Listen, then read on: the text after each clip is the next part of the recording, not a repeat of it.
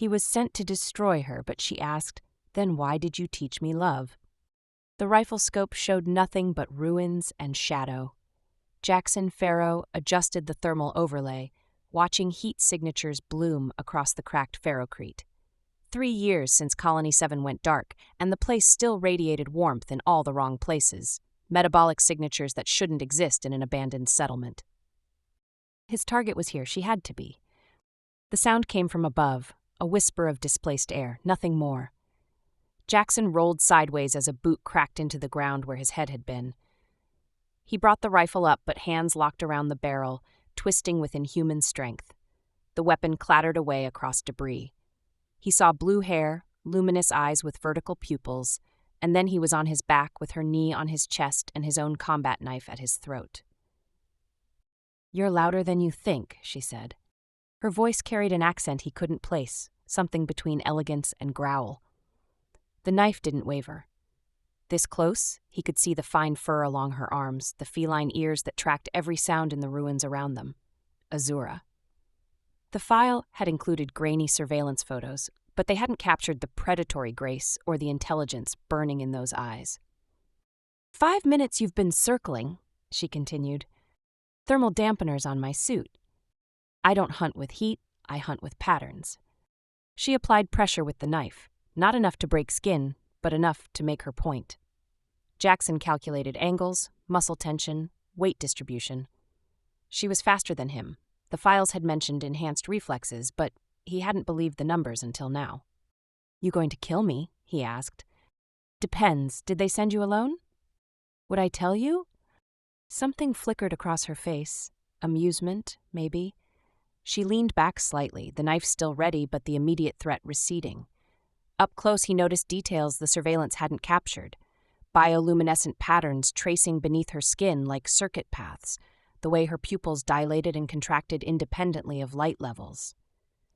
"They always send soldiers alone when they want plausible deniability," she said. Jackson shifted his weight as if adjusting to the uncomfortable position. Her ears swiveled forward. She'd caught the micro-movement.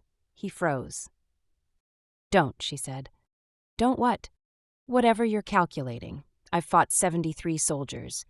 You're thinking about the pressure point behind my left knee, wondering if you're fast enough to exploit it before I open your throat."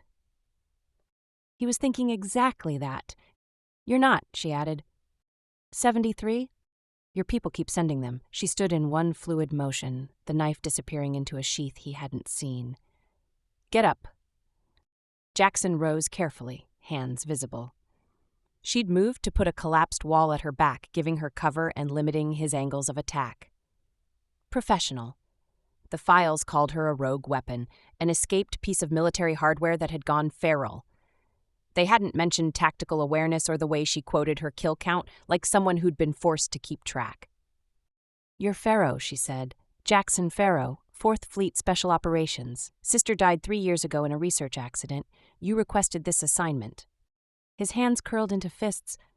"How do you—" "Because I know things." She tilted her head, studying him. "They told you I'm dangerous, that I'm leading an insurgency of broken weapons who need to be put down before we hurt someone." "Are you?" "Dangerous, yes."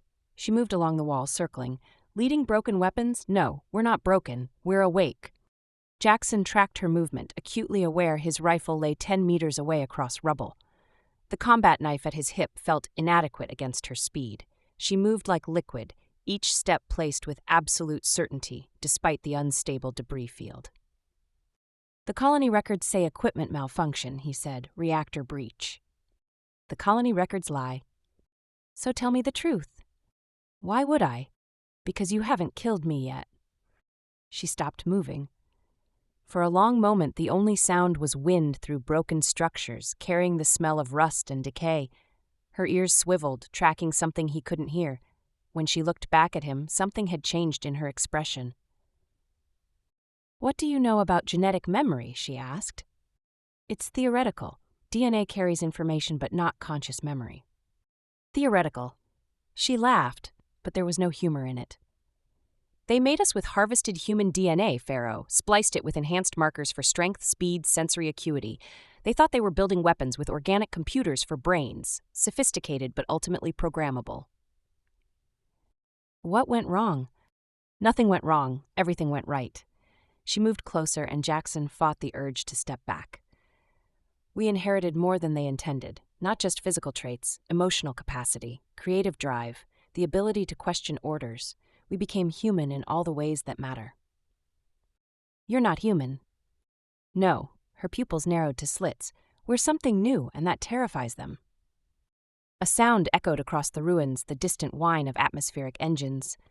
Azura's ears flattened against her skull. She moved to him in 3 strides, grabbing his tactical vest.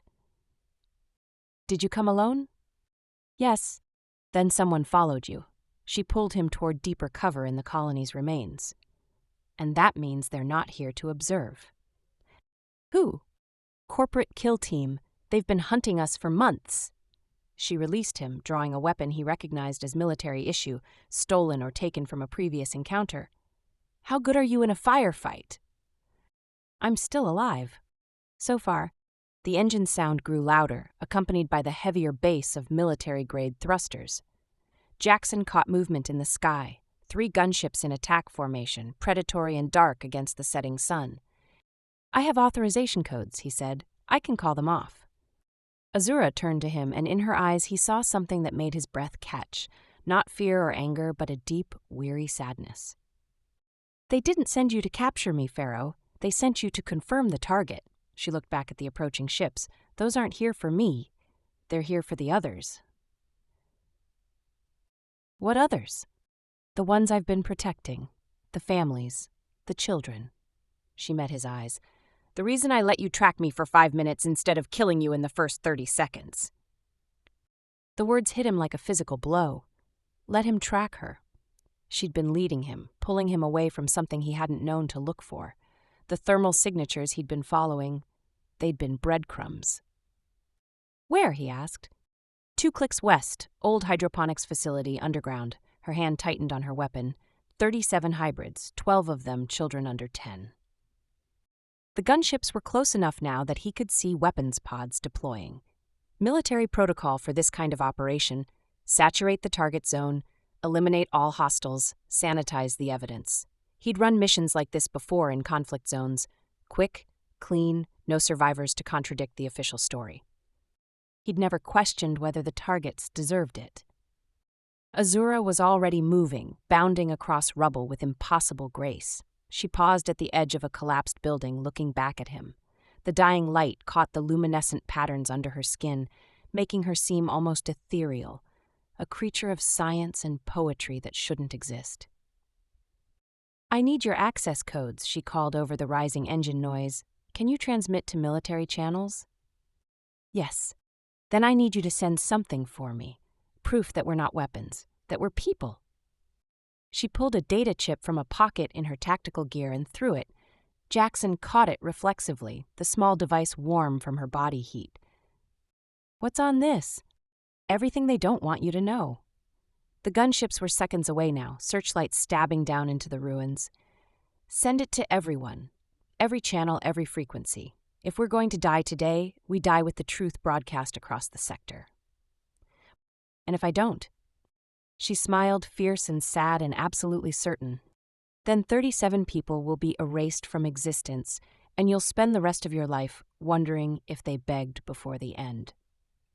The first gunship opened fire, plasma rounds turning a building 200 meters away into molten slag. Azura ran, and after a heartbeat's hesitation, Jackson ran after her. Jackson's lungs burned as they sprinted through the ruins. Azura moved like water between obstacles, never breaking stride. Plasma fire carved through structures behind them, superheated air scorching his exposed skin. Stay close, she shouted. They dropped into a crater where a building foundation had collapsed inward. Azura landed in a crouch, already scanning for the next route. Her ears swiveled independently, tracking threats he couldn't hear over the roar of engines and weapons fire. The data, she said. Did you send it? Jackson pulled his command tablet while taking cover behind twisted metal. The chip slotted home. Files bloomed across the screen: genetic profiles, surveillance footage, test results. His fingers moved across the interface, routing everything through emergency broadcast protocols. Uploading now every frequency I can access. A shadow passed overhead. The second gunship had flanked them, its targeting system painting their position with red light. Azura grabbed his vest and hauled him sideways as the cannon fired. The crater wall exploded where they'd been standing. They scrambled up the opposite side. Jackson's tablet confirmed transmission complete as they crested the edge. "It's done," he said. Azura's hand found his shoulder, squeezed once. Then she was moving again, leading him through collapsed structures toward the western edge of the colony. The gunships pursued, but cautiously now, their crews likely receiving confused orders as uploaded evidence flooded command channels. They emerged into what had been Colony 7's agricultural sector. Massive hydroponics towers lay broken like fallen giants. Azura made for the largest tower, its base buried in the ground. A concealed entrance appeared among the wreckage. She punched a code into a hidden panel, and the hatch opened. "Get inside," she said. "Get them ready to fight." "What about you?" "Buying time." She checked her weapons charge. "Someone needs to slow those gunships down." Before he could argue, she was gone, bounding back into the ruins with inhuman speed. Jackson cursed and descended into the underground facility. The space opened into a converted hydroponics chamber, vastly expanded from its original purpose. Emergency lighting cast everything in amber shadows. Hybrids moved with organized panic, adults arming themselves, others shepherding children toward escape tunnels in the back wall. A massive figure approached him, scaled skin gleaming, multiple arms carrying weapons with casual competence. Reptilian eyes studied Jackson with open distrust. "You're the human," the hybrid said. Jackson Farrow. "Sunder," no offered hand, just assessment. "Azura says you transmitted our data, that true?" "Check any news feed." Sunder's expression shifted slightly. Not quite trust, but acknowledgement. He gestured toward defensive positions being established near the entrance. "You know military tactics?" "Special Operations 4th Fleet." "Then make yourself useful." Sunder handed him a rifle. "We've got 18 adults who can fight. 3 escape routes, but they're not finished. We'd need another week to complete the tunnels." Jackson assessed the chamber's layout. The entrance created a fatal funnel, but the space was too large to defend effectively with 18 fighters. "We need to take out those gunships," he said.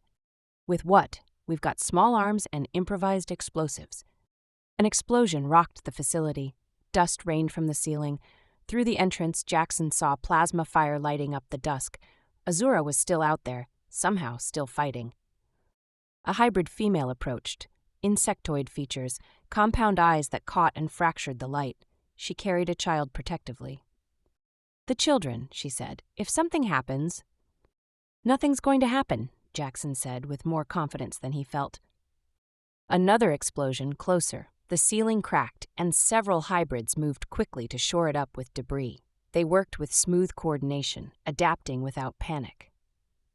The insectoid female returned, this time carrying a makeshift launcher. "We built this," she said. "Plasma charges, limited range, only have 4 shots." Jackson took the launcher, checking its construction. Crude but functional, designed by someone who understood energy weapons. "Who built this?" he asked. "Echo." Sunder gestured toward a small figure near the back, a hybrid child who couldn't have been more than 8. "Designed it in 3 days using scavenged parts." 8 years old, Jackson stared at the launcher, then at the child. What had Azura said? They inherited everything: intelligence, creativity, the capacity to learn and grow. "All right," he hefted the launcher. "New plan. I'm going out there with this. Sunder, you take half the fighters and hit the gunships from the south approach. Create crossfire. And the non-combatants? Keep them here with the remaining fighters. If this goes wrong, use the escape tunnels." Sunder was already moving, selecting fighters, issuing quiet orders. Jackson moved to the entrance. Outside, Azura's position was taking sustained fire. The tower she'd occupied was coming apart under concentrated plasma assault. He stepped into the open, launcher on his shoulder. The nearest gunship rotated toward him, target acquisition systems locking on. Jackson squeezed the trigger. The plasma charge hit the gunship's port thruster. The explosion crippled the maneuvering system. The craft spun wildly and crashed into ruins 300 meters away, secondary detonations rippling through its fuel cells. The second gunship immediately pivoted toward Jackson. He dove back into the entrance as return fire turned the ground where he'd stood into glass. Sunder's team opened fire from the south, coordinated volleys that forced the remaining gunships to split their attention. Azura emerged from her damaged position, moving fast and low. She reached the entrance in seconds, sliding into cover beside Jackson. "Nice shot," she said, breathing hard. "Nice distraction. We make a good team." Her hand found his, squeezed. Blood ran down her arm from a plasma graze. "The last 2 ships are calling for reinforcements. We've got maybe 10 minutes before this gets much worse." Then we use those 10 minutes. Jackson reloaded the launcher with another charge. 3 shots left. We take out the remaining gunships, then we run. "Run where?" "Anywhere but here." He met her eyes. "How far to the nearest safe site?" 50 clicks, through open terrain.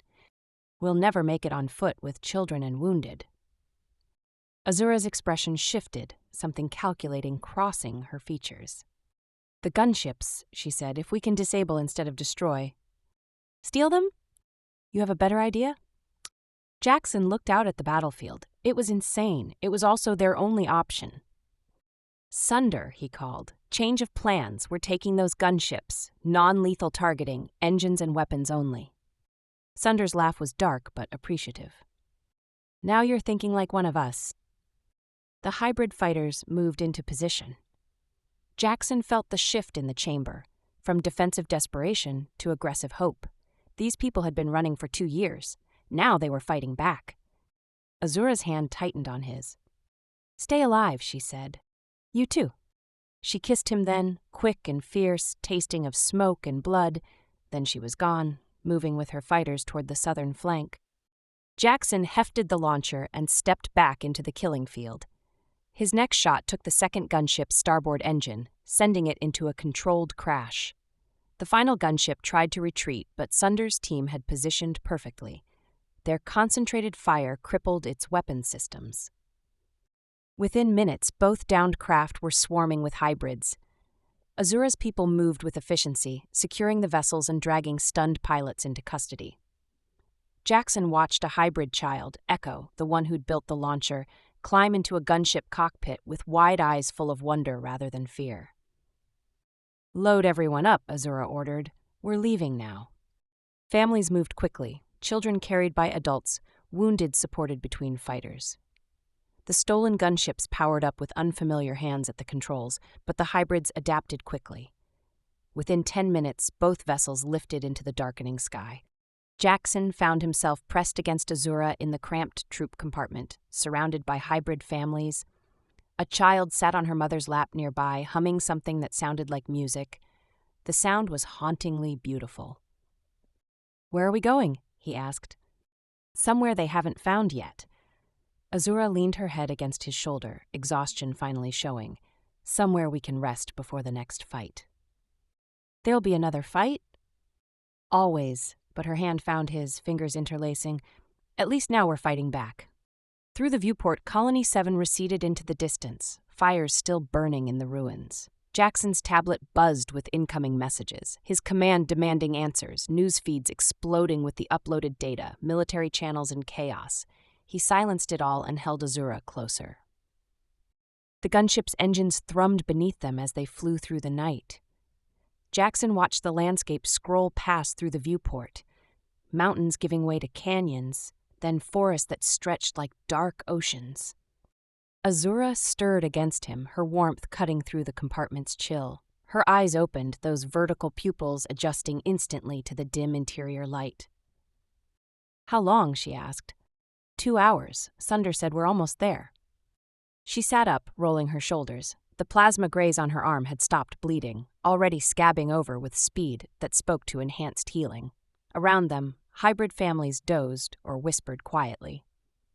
"Your tablet's been buzzing," Azura said. Jackson pulled the device from his vest. The screen showed hundreds of messages. He scrolled through military orders demanding his immediate return, news outlets requesting interviews, civilian messages thanking him for exposing the truth. "Command wants me court-martialed," he said. Surprised? No, he closed the message queue, but they can't act while the data's spreading. Public opinion matters. The gunship banked, descending toward a valley hidden between mountain peaks. Jackson saw structures below, prefabricated shelters arranged in organized clusters. Solar arrays caught the moonlight. This wasn't a temporary camp. This was infrastructure. "Welcome to Haven 4, Azura said. They landed in a cleared zone where other aircraft sat in various states of repair. Hybrids emerged from the settlement, moving to help evacuees disembark. Sunder was already on the ground, coordinating with the settlement's leadership. Inside the central structure, banks of scavenged computers hummed with activity. A hybrid with 4 arms worked 3 keyboards simultaneously, while another monitored communication feeds. The walls were covered with maps showing settlement locations and corporate facility positions. "Status," Azura said without preamble. "Your data dump hit every major network," the 4-armed hybrid reported. "Corporates scrambling damage control, but civilian feeds are reposting faster than they can suppress." Military response. Confused, 4th Fleet Command issued contradictory orders, some units told to pursue, others recalled. Jackson felt eyes turn toward him. "Fleet's compromised," he said. "Corporate has people embedded throughout the command structure. That's how they've kept this quiet."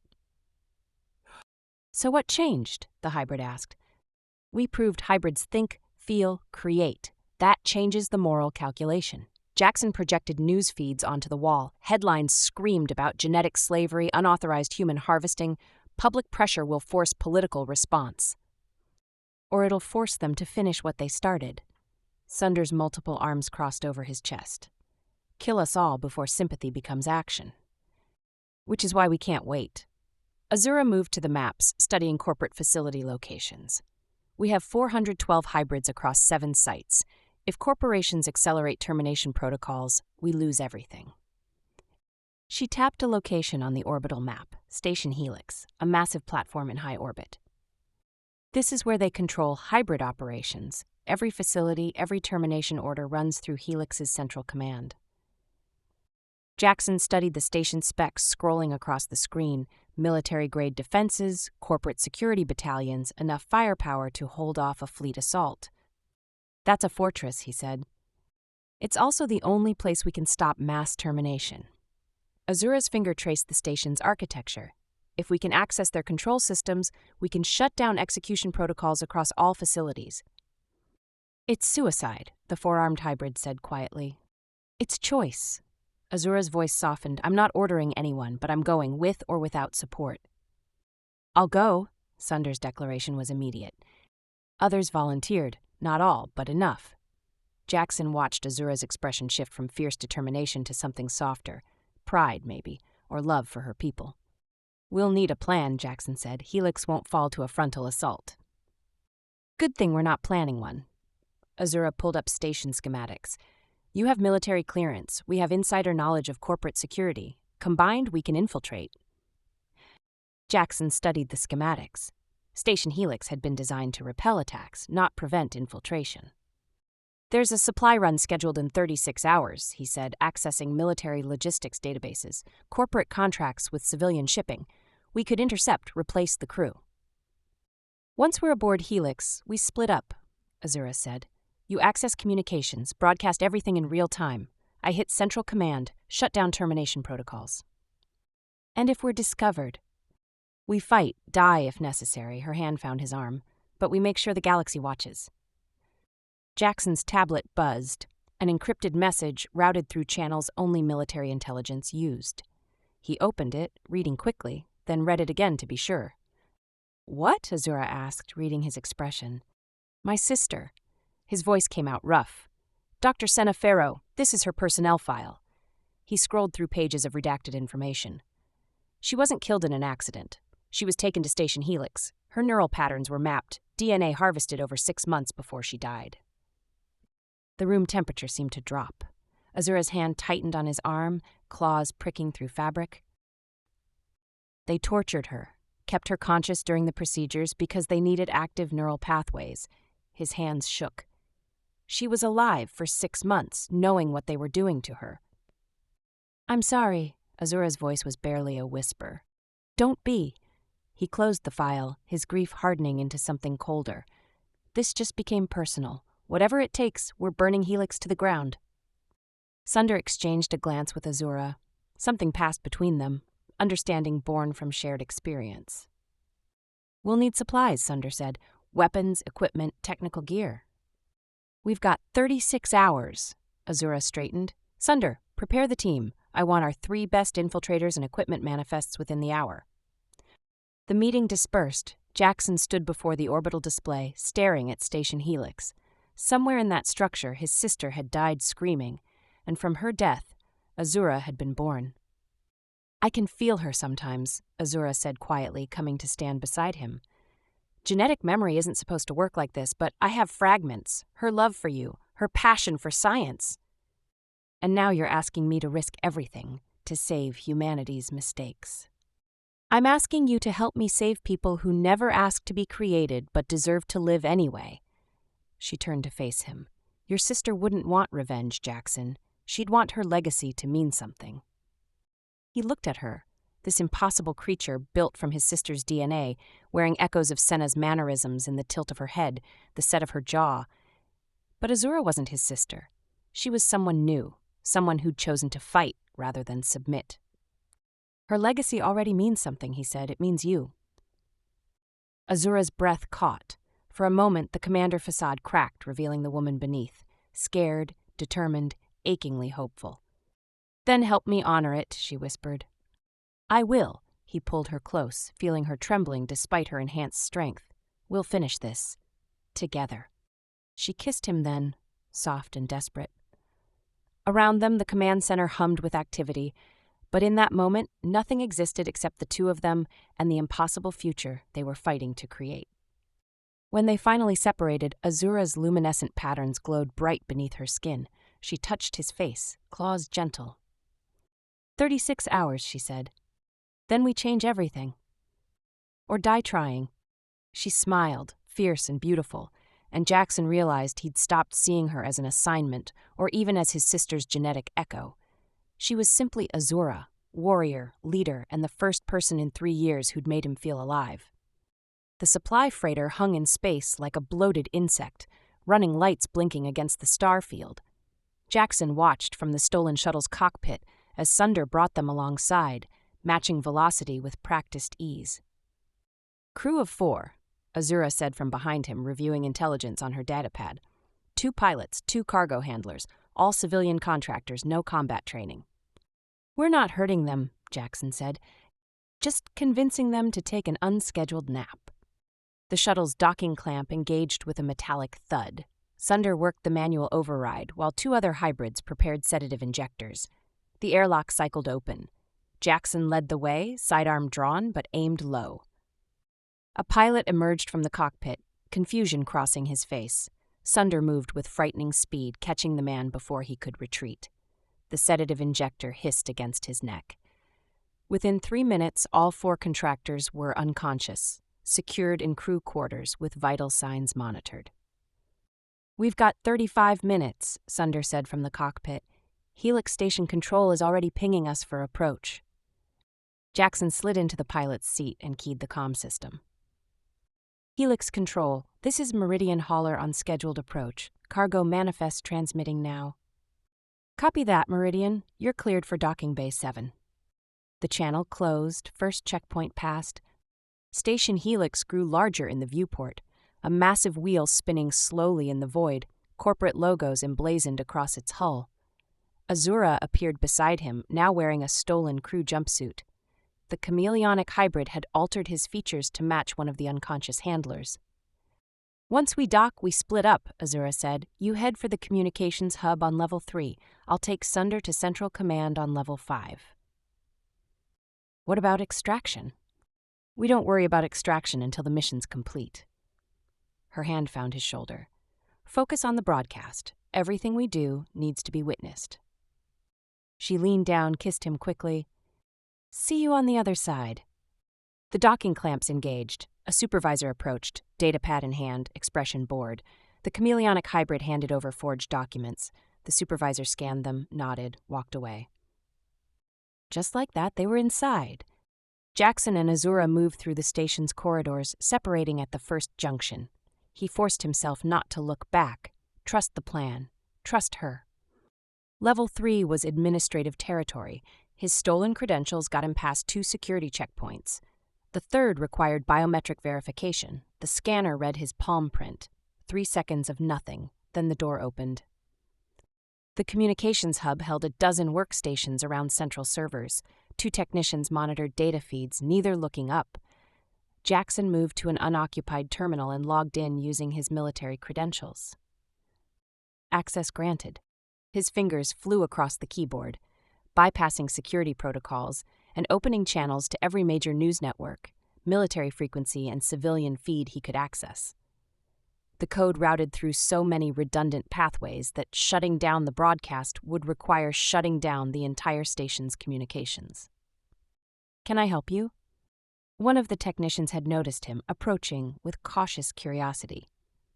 "Just running diagnostics," Jackson said smoothly. "Command wants verification on the backup systems." "Nobody told me about any diagnostics." "Check your queue." The technician frowned, returning to his station. Jackson had maybe 2 minutes before the man confirmed there was no such work order.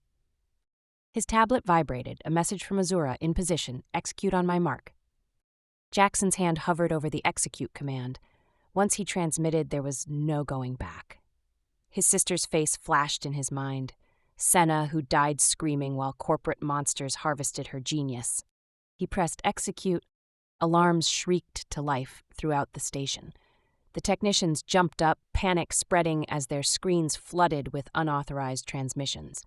Security personnel burst through the door. "Freeze!" Jackson dove behind a server bank as weapons fire tore through the space. He returned fire, aiming for legs and shoulders. The guards went down. He sprinted into the corridor, nearly colliding with station personnel fleeing the alarm. "Jackson, where are you?" Azura's voice crackled through his comm, tight with strain. "Level 3, heading for the maintenance shafts. You?"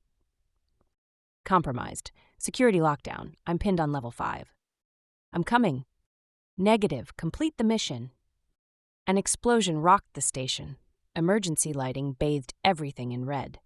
Jackson reached a maintenance access panel and forced it open, climbing into the narrow shaft. He ascended using service ladders toward level 5. Below, boots pounded through corridors.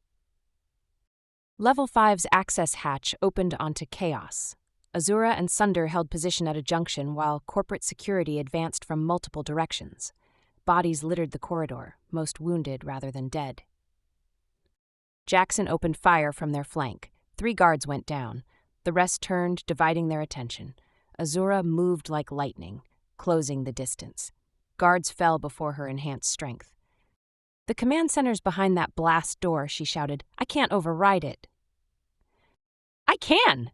Jackson sprinted to the door's access panel, connecting his tablet. Military override codes scrolled across the screen. The locks disengaged with a heavy clunk. The door slid open. Beyond was the nerve center of hybrid operations. Walls covered with monitors showing facilities across a dozen worlds. At the room's center, a command console glowed with active termination protocols. Director Castor Webb stood before the console, his hand poised over a final confirmation key. "One more step and I execute the protocols," Webb said calmly. "Every hybrid in corporate custody dies in the next 30 seconds. Azura froze in the doorway, weapon trained on Webb's chest. "You're being broadcast across the galaxy right now," Jackson said. "Everyone's watching. You execute that order, you become the face of genocide." "I become the man who eliminated a threat to human prosperity." Webb's smile was cold. "Your little broadcast changes nothing. Public outrage fades. Corporate profits don't." "Those are people," Azura said, voice shaking with controlled rage. "Children, families." "Those are products, assets that failed quality control." Webb's finger moved toward the key. "Now their liabilities being liquidated." Jackson's mind raced. Shoot Webb. He might fall on the key. Rush him. Same result. Then he saw it. The console's connection port. If he could access the system directly, bypass Webb's authorization. He dove toward the console. Webb reached for his sidearm, but Azura was faster, her shot taking him in the shoulder. The director spun away. Jackson slammed his tablet into the connection port and flooded the system with override commands. Termination protocols canceled. Execution orders voided. Every facility's systems locked down with new authorization requiring Galactic Council approval. Webb slumped against the wall, clutching his wounded shoulder. "It doesn't matter," he said. "You think this ends anything? There are dozens like me. The corporations won't stop." "Maybe not," Azura stood over him, "but you will." Security forces burst through the door. Jackson raised his hands, expecting weapons fire, but instead saw confusion on their faces. Behind them, the corridor had filled with station personnel. They'd been watching the broadcast. They'd seen everything. One of the security guards lowered his weapon. "Is it true," he asked, "the harvesting, the torture?" "Every word," Jackson said. The guard looked at his team, then back at Webb. "I'm not killing children for your profit margin." He turned to Azura. "The station's yours. Do what you came to do." The other guards followed his lead, weapons lowering. Webb screamed protests, but no one was listening. The broadcast had changed everything. Not policy, not laws, but something deeper. It had changed hearts. Azura moved to the command console, her hands shaking as she input final commands. Every hybrid facility unlocked.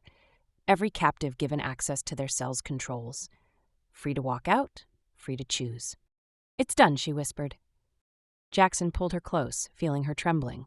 Around them, station personnel stood in stunned silence. Outside through the viewports, ships were already approaching. News vessels, diplomatic craft, military ships breaking formation. The galaxy was watching, and it couldn't look away anymore. The diplomatic chamber on Earth felt suffocating despite its vast ceiling and marble columns. Jackson stood beside Azura at the witness table facing a semicircle of council representatives from 23 worlds. News feeds captured every angle, broadcasting to billions across the galaxy. 3 months since Station Helix. 3 months of hearings, testimonies, and political maneuvering. The evidence was undeniable. Corporate crimes laid bare for all to see, but justice moved slowly when profits were at stake. "Ms. Azura," the council chairman said, her Centauri features unreadable. "You claim hybrid species deserve full sentience rights, yet your own existence violates 17 genetic manipulation treaties." "Treaties written before we existed," Azura replied, her voice steady despite the pressure. "We didn't ask to be created, but now that we are, we ask only to live. Your creation involved harvested human DNA, obtained without consent. You are, in essence, stolen property." Jackson's hands clenched beneath the table. Azura's fingers found his, squeezed gently, a reminder to stay calm, to trust the process. "I am not property," Azura said. "I think, therefore I am. I feel, therefore I exist. My origins don't determine my worth." Murmurs rippled through the chamber. The chairman consulted with her advisors, then leaned forward. "The council recognizes your arguments have merit. However, granting sentience rights creates precedent that corporations find concerning. They've submitted formal objections citing economic disruption." "Economic disruption," Azura repeated, her voice hardening. 412 lives hang in the balance, and they're worried about quarterly profits? "Ms. Azura, please contain your—" "No." She stood, and Jackson saw the warrior who'd fought through ruins and stormed space stations. "I've contained myself for 3 months. Sat politely while corporations debate whether we deserve to exist, but I won't be polite anymore." Security moved toward the table, but the chairman raised her hand, stopping them. "Let her speak." Azura's luminescent patterns glowed beneath her skin, responding to her emotional intensity. "You want to know what we are? We're your reflection. Every capacity for love, art, sacrifice, we inherited from human DNA. We paint because humans paint. We sing because humans sing. We protect our children because humans protect theirs." She gestured to the council. "You created us to be weapons, but you built us from the same genetic code that makes you people. You can't have it both ways. Either DNA determines personhood, and we're human by definition, or consciousness determines personhood. And we've proven we possess it." Silence filled the chamber. The chairman's expression remained neutral, but Jackson caught the slight tilt of her head. Interest, maybe, or respect. Your eloquence is noted, the chairman said. However, the council must consider practical implications. Where would hybrids live? Who claims jurisdiction? These questions require... Time you don't have, Jackson interrupted, standing beside Azura. While you debate, corporate forces are mobilizing. Our intelligence suggests they're preparing to eliminate remaining hybrid populations before any protective legislation passes. Mr. Farrow, you're under military investigation for treason. Your testimony is hardly reliable. My testimony is backed by evidence. Check your secure channels. My associates transmitted updated intelligence 20 minutes ago. The chairman's advisor whispered urgently in her ear. Her expression shifted, surprise, then concern. This council will take a brief recess to review new information. The session broke. Jackson and Azura were escorted to a private chamber, security at the door. The moment they were alone, Azura's composure cracked. She leaned against the wall, trembling. I can't do this much longer, she whispered, playing by their rules while our people die. You're winning. Jackson moved to her, hands finding her waist. Did you see the chairman's face? She's reconsidering. Reconsidering isn't deciding, and decisions take time we don't have. Her forehead pressed against his. Sunder sent word this morning. Corporate mercenaries hit Haven 2. We lost 17 people before they could evacuate. I know, I saw the reports. Children, Jackson. They killed children to make a point. Her voice broke. And we're here debating philosophy while they murder my people. He pulled her close, feeling her tears against his neck. 3 months of pressure, of being the face of hybrid rights while friends died in the shadows. The weight would break anyone. We knew this wouldn't be easy, he said quietly. I know, but knowing doesn't make it hurt less. The door opened. The chairman's advisor appeared. The council is ready to reconvene, but first the chairman wants a private word with you both. They followed into a smaller chamber where the chairman waited alone, her formal robes exchanged for simpler attire. Without the council audience, she seemed less a politician and more a person. Off the record, she said, gesturing to seats. I believe you, both of you. The evidence is overwhelming, and your arguments are sound. Then grant us sentience rights, Azura said. It's not that simple. I represent Centauri interests. My government wants assurances that hybrid populations won't destabilize existing power structures. Other council members face similar pressures. She leaned forward. But there's a path forward if you're willing to compromise. What kind of compromise? Jackson asked. Conditional sentience. Hybrids granted full rights but with stipulations, monitored populations, restricted reproduction, mandatory registration with galactic authorities. That's not freedom, Azura said flatly. That's a prettier cage. It's survival. The alternative is continued debate while corporations eliminate your species entirely. The chairman's tone softened. I'm trying to help you, but politics requires concessions. Azura stood, pacing the small room. Jackson watched her internal struggle play across her features, the warrior who wanted to fight versus the leader who knew when to bend. No mandatory registration, Azura said finally. We won't be cataloged like livestock, and reproduction restrictions are non-negotiable. We're people, not products with production quotas. Then what will you accept? Voluntary population monitoring. We'll report our numbers to authorities in exchange for protection guarantees, and we'll establish our own colony worlds, hybrid territories under galactic law but self-governed. The chairman considered this, fingers steepled. That might work. Self-governance gives member worlds plausible distance from hybrid affairs while maintaining oversight. She nodded slowly. I can sell that to the council. Give me 1 hour to coordinate votes. She left. Jackson and Azura sat in silence, the weight of what they'd just negotiated settling over them. Did we just win? Azura asked. We just survived. That's close enough. It doesn't feel like victory. Victory never does when it requires compromise. He took her hand. But your people will live. That's what matters. An hour later, they stood again before the full council. The chairman's gavel fell 3 times. By majority vote, this council grants conditional sentience rights to hybrid species, full legal personhood with voluntary monitoring and self-governed territorial rights. Corporate termination protocols are hereby illegal.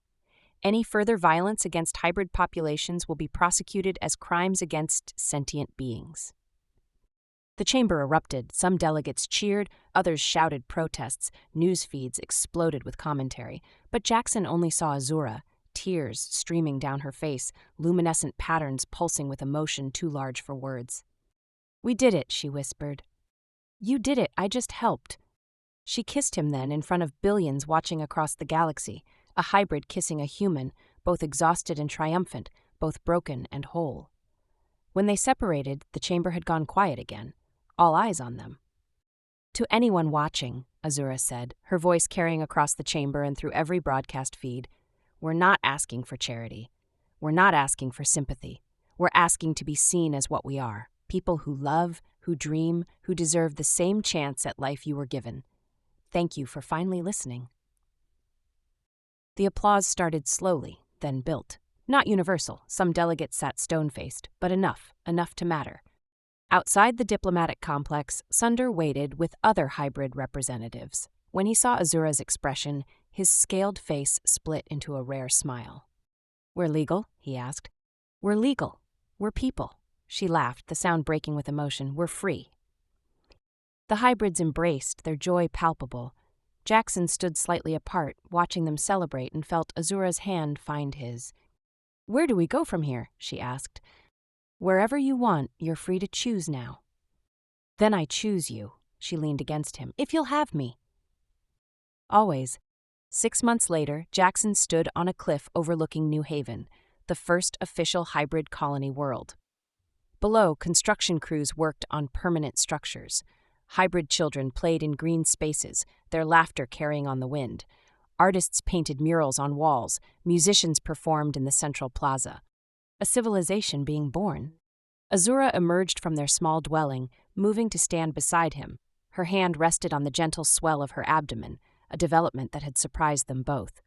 Hybrid human conception hadn't been thought possible. Another assumption proven wrong. "She's active today," Azura said, feeling the movement within. "She? I think so. Genetic memory suggests feminine," she smiled. "We should name her Senna." Jackson's throat tightened, his sister's name carried forward. A legacy transformed from tragedy into hope. "Senna," he agreed. "She'd like that." They stood together as the sun set over New Haven, painting the sky in colors that had no names yet. Below, hybrid families gathered for evening meals, sharing stories and dreams, a future opening before them. "Do you regret it?" Azura asked quietly. "Everything you gave up?" "I gave up nothing that mattered." He pulled her close, careful of her pregnancy. "I gained everything." She turned in his arms, eyes meeting his. "You taught me love," she said. "When you were sent to destroy me, you taught me what it means to be cherished." "You taught me what it means to be human," he replied, "what it means to fight for something bigger than yourself." They kissed as the stars emerged above New Haven, and somewhere in the galaxy, other hybrids looked up at the same stars and knew they were no longer alone. They were people, recognized and free, and the future belonged to them all.